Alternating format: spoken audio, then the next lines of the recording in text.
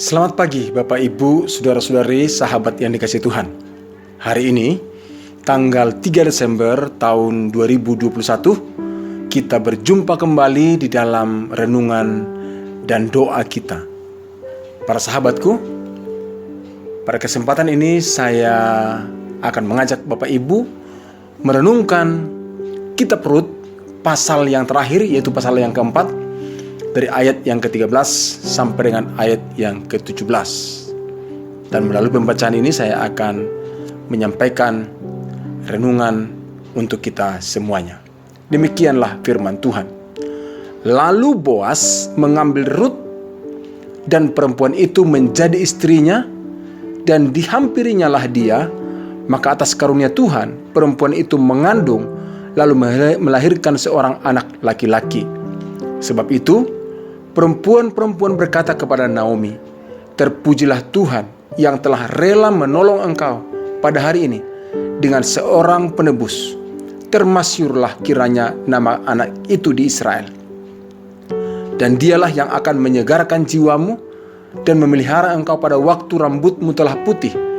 Sebab menantumu yang mengasihi engkau," maksudnya Rut, "telah melahirkannya, perempuan yang lebih berharga bagimu dari 7 anak laki-laki." Ayat 16. Dan Naomi mengambil anak itu serta meletakkannya pada pangkuannya, dan dialah yang mengasuhnya, artinya mengasuh anak dari Rut. Dan tetangga-tetangga perempuan itu memberi nama kepada anak itu, katanya, "Pada Naomi telah lahir seorang anak laki-laki." Lalu mereka menyebutkan namanya Obed. Dialah ayah Isai, anak Daud. Bapak Ibu, saudara-saudari kasih Tuhan, kalau kita membaca kitab Hakim-Hakim yang sudah kita renungkan beberapa pasal di waktu-waktu yang lalu, yang sudah saya uraikan juga di renungan-renungan kita di podcast-podcast sebelumnya, kita bisa melihat, Ibu Bapak dikasih Tuhan, dan mengetahui bahwa kesukaran-kesukaran yang terjadi, yang dialami oleh umat Tuhan adalah karena mereka meninggalkan Tuhan. Sekali lagi, itu sudah saya sampaikan di podcast sebelumnya tentang waktu kita baca kitab Hakim-Hakim. Tetapi sebaliknya Bapak Ibu dikasih Tuhan, melalui kisah yang dituliskan dalam kitab Rut, pasal yang pertama sampai dengan pasal yang keempat, kita melihat kisah yang sebaliknya. Karena melalui kisah Rut mengajarkan bagi kita bahwa Allah sangat memberkati orang yang percaya dan berseru kepada Allah. Kenapa saya katakan demikian? Karena kita tahu Rut itu adalah orang yang tadinya gak percaya kepada Allah.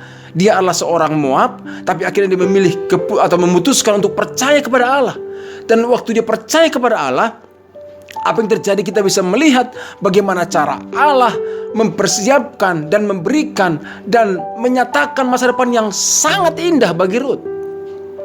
Dan melalui kisah Rut, kita tahu bahwa Tuhan memberikan masa depan yang sangat gemilang bagi Rut. Dan Tuhan memberikan masa depan, saudara-saudara Tuhan, tidak memperhatikan masa lalu seseorang. Itu juga bisa kita lihat, karena masa lalunya adalah masa lalu yang tidak baik. Dia orang yang tidak percaya kepada Allah, dan juga latar belakangnya adalah seorang janda yang miskin dan ditinggal mati oleh suaminya. Tetapi Bapak Ibu dikasih Tuhan, kalau Tuhan mau memberkati, kalau Tuhan memberikan masa depan, hal itu semuanya tidak pernah menjadi masalah.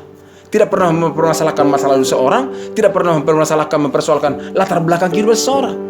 Tetapi yang menarik bagi Tuhan, atau menarik perhatian Tuhan, adalah sikap hati dan hidup seseorang pada hari ini.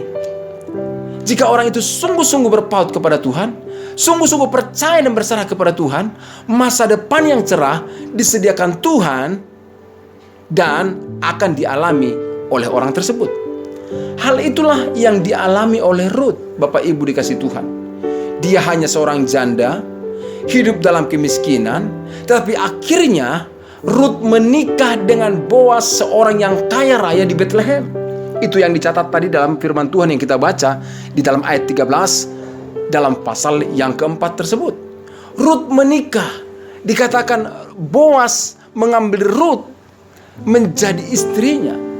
Dan apa yang terjadi selanjutnya dikatakan Ruth mempunyai anak dari suaminya Boaz. Wow, ini sangat luar biasa. Menjadi suatu penghiburan, sesuatu hal yang sangat membanggakan bagi seorang Ruth yang tadinya adalah seorang janda miskin, yang tadinya tidak menjadi orang yang dipandang oleh siapapun. Tapi apa yang terjadi? Dia bisa menikah dengan seorang Boaz yang kaya raya di Bethlehem dan mempunyai anak. Wow, ini sesuatu hal yang sangat terbalik dibandingkan dengan latar belakang dan masa lalunya. Dan dikatakan anaknya itu yang bernama bernama Obed, menjadi leluhur Tuhan Yesus. Dialah ayah Isai, anak Daud. Dan kalau kita membacanya di dalam kitab Perjanjian Baru, di dalam Matius silsilah Tuhan Yesus, dituliskan tentang nama Obed dan juga nama Ruth. Saudara-saudara kasih Tuhan, ini merupakan suatu hal yang sangat luar biasa. Di dalam Tuhan, masa depan sungguh ada. Di dalam Tuhan, masa depan tidak suram. Ada orang berkata masa depan itu madesu, masa depan suram. Ya, memang ada masa depan suram. Tetapi saya mau beritahukan kepada kita melalui kisah dari Ruth ini. Di dalam Tuhan, masa depan sungguh indah. Bukan hanya sungguh ada, tapi sungguh indah. Karena Tuhan yang memegang kendali seluruh kehidupan. Itu sebabnya Bapak Ibu dikasih Tuhan, saudara-saudaraku dikasih Tuhan, hari ini kita perlu kembali mengizinkan Tuhan berbicara kepada kita. Dan perlu kita juga untuk membuka diri di hadapan Tuhan dan melihat diri kita. Apakah kehidupan kita hari ini menjadi kehidupan yang memuaskan bagi kita? Atau kita merasa hidup kita ini adalah hidup yang begitu getir, begitu pahit dan malang? Atau mungkin merasa lebih getir dan lebih pahit dan lebih malang dari Ruth? Atau mungkin merasa hidup kita atau hidupmu hari ini merasa bahwa engkau memiliki masa lalu yang kelam dan engkau tidak berani lagi menatap masa depan yang dengan pengharapan. Engkau tidak berani lagi menatap masa depan dengan suatu impian dan berkata, nggak mungkinlah, masa lalu saya buruk, keluarga saya miskin. Apakah seperti itu yang terjadi? Saudaraku dikasih Tuhan, saya mau katakan, stop dengan sikap seperti itu. Belajar dari kisah hidup Ruth. Dia wanita miskin, nggak enak mengatakannya, seorang janda, saudara. Sepertinya nggak ada harapan, tapi ternyata Tuhan memberikan masa depan yang cerah bagi dia, karena dia bisa mendapatkan suami yang kaya raya dan suami yang sangat mengasihi dia, dan dia punya anak. Itulah sebabnya saya katakan, stop, jangan putus asa, jangan menyerah. Masih ada solusi, masih ada harapan. Di dalam Tuhan, sekali lagi saya katakan, di dalam Tuhan masa depan sungguh indah. Oleh karena itu Bapak Ibu dikasih Tuhan, apa yang harus kita kerjakan? Kalau engkau merasa hari ini memang hidup itu getir, engkau merasakan hari itu begitu pahit dan begitu tak punya harapan, saya beritahu, di dalam Tuhan selalu ada harapan. Itulah sebabnya Tuhan Yesus pernah berkata begini. Di dalam Matius pasal 11 ayat 28 dituliskan perkataan Tuhan Yesus tersebut, marilah kepadaku semua yang letih lesu. Perhatikan, semua yang letih lesu, siapapun saudara, kalau engkau letih dan lesu hari ini, datang kepada Tuhan. Dan dikatakan, dan berbeban berat. Engkau merasakan beban berat? Beban apa saja yang sedang terjadi? Dikatakan, aku akan memberikan kelegaan kepadamu. Artinya kalau kita datang kepada Tuhan, Dia akan memberikan kelegaan. Dia akan memberikan kita ketenangan. Dia akan memberikan kita sentosa. Apapun yang membuat Anda berbeban berat, datang kepada Yesus. Saya tidak mengatakan membeda-bedakan tentang agama di sini. Apapun agama yang engkau yakini, tapi jika engkau merasakan beban berat dalam hidupmu dan engkau merasakan kehidupan ini menjadi sesuatu yang sangat mencemaskan, mengkhawatirkan, saya beritahu, jangan putus asa, jangan menyerah, datang kepada Yesus. Karena Dia selalu siap untuk memberikan pertolongan dan memberikan sentosa bagi orang yang datang kepada Dia. Ingat Bapak Ibu dikasih Tuhan, perkataan Tuhan Yesus bagian kita adalah datang kepadanya, percaya dan berserah kepadanya. Yang bertindak untuk memberikan pertolongan dan menyediakan masa depan bukan kita, tapi Tuhan yang bertindak. Dan sama seperti yang dialami oleh Ruth, Tuhan yang bertindak. Ruth tidak bisa melakukan banyak hal, tetapi apa yang terjadi jika Tuhan yang bertindak? Yang tidak mungkin menurut ukuran manusia, yang tidak mungkin menurut pikiran manusia, Tuhan sanggup melakukan apa yang dia mau lakukan bagi orang mengasihi dia. Ruth, apa yang dilakukannya? Dia hanya melakukan apa yang harus dan apa yang dapat dilakukan. Selebihnya Tuhan yang bekerja. Dan itulah sebabnya dikatakan dalam Rut pasal 4 ayat 13 dikatakan, lalu Boas mengambil Rut menjadi istrinya. Pertanyaan saya, siapa yang menyuruh Boas untuk mengambil Rut jadi istrinya? Siapa yang menyuruh? Saudara, saya beritahu, itulah cara kerja Tuhan. Kalau seandainya Boas mau mengambil wanita yang lain, bisa, dia kaya raya. Tapi apa yang terjadi? Hatinya digerakkan dan dia yang mau dan mengambil keputusan untuk memperistri Rut. Saudara, saya beritahu, memperistri, bukan menjadi istri simpanan, bukan menjadi gundik, bukan, tapi menjadi istrinya. Dan akhirnya lahirlah anak bagi mereka di dalam pernikahan itu yang namanya Obed. Saudaraku, sangat indah, bukan? Sangat luar biasa, kan? Tuhan itu bisa merendah dan memberikan masa depan yang cerah bagi setiap orang yang percaya dan bersandar kepada Tuhan. Oleh sebab itu, saudara-saudara kasih Tuhan, hari ini saya mau menyampaikan kepada Bapak Ibu para sahabat, jika saat ini para sahabat sedang berada dalam kecemasan, kegalauan, kegundah gulanaan tentang apapun juga,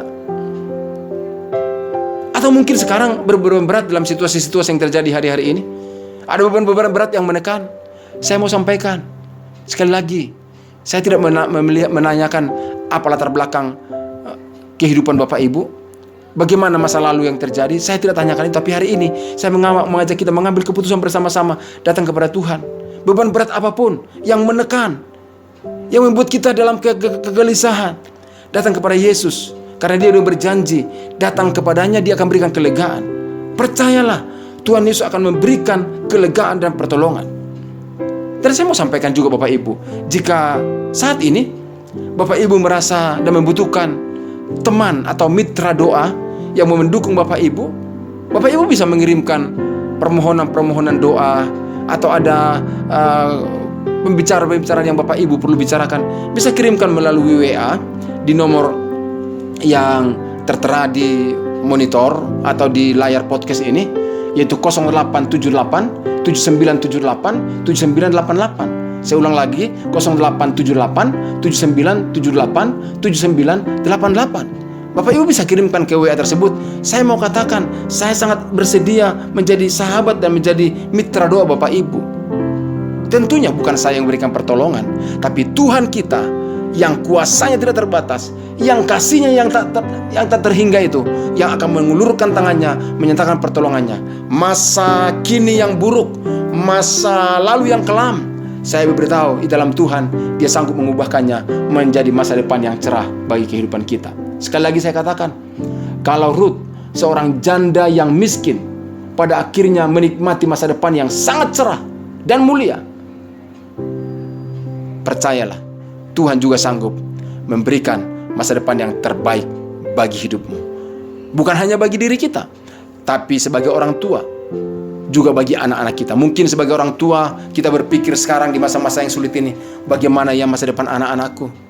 Bagaimana nanti kehidupan mereka, pendidikan mereka? Mungkin kita mulai agak cemas juga memikirkan, karena melihat situasi-situasi yang terjadi hari-hari ini, sepertinya nggak ada yang bisa diharapkan.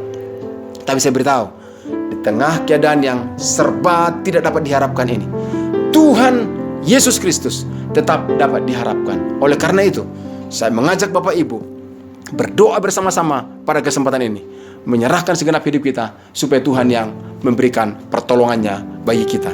Karena di dalam Tuhan, masa depan sungguh indah. Mari kita berdoa bersama-sama. Bapa yang kami sembah dan kami kenal dalam nama Tuhan Yesus Kristus, pada kesempatan ini kami mengetahui dan kami mempelajari firman Tuhan. Ada seorang bernama Ruth, janda yang miskin. Engkau tolong dan memberikan masa depan yang terbaik baginya. Tuhan, kami juga mau mengalami masa depan yang terbaik itu. Kami mau mengalami masa depan yang indah itu. Itulah sebabnya ya Tuhan, hari ini kami datang kepadamu bermohon dan menyerahkan kehidupan kami. Dan pada kesempatan ini juga hamba berdoa bersatu hati dengan saudara-saudaraku yang sedang mendengarkan tentang renungan ini. Dimanapun mereka berada, apapun situasi yang sedang dialaminya, hamba berdoa bersatu hati bersama-sama dengan para sahabatku ini, mengarahkan hati kepadamu, menyatakan pertolonganmu. Kami memohon ya Tuhan, jamahan Tuhan, pertolongan Tuhan, mujizat Tuhan, masa depan yang terbaik, iman yang teguh Tuhan berikan dalam hati kami di dalam nama Yesus Kristus. Kami berdoa ya Tuhan, saat ini sekali lagi kami memohon, Tuhan bertindaklah. Tolonglah kami untuk terus teguh, untuk meraih masa depan dan menikmati masa depan yang terbaik daripada Tuhan. Terima kasih ya Bapa, di dalam nama Tuhan Yesus Kristus kami berdoa dan kami bermohon. Haleluya, amin. Baik Bapak Ibu dikasih Tuhan, demikianlah renungan bagi kita pagi hari ini. Saya berharap iman kita tetap teguh, karena Tuhan menyediakan masa depan yang terbaik bagi orang yang berserah dan percaya kepadanya. Tuhan Yesus memberkati. Amin.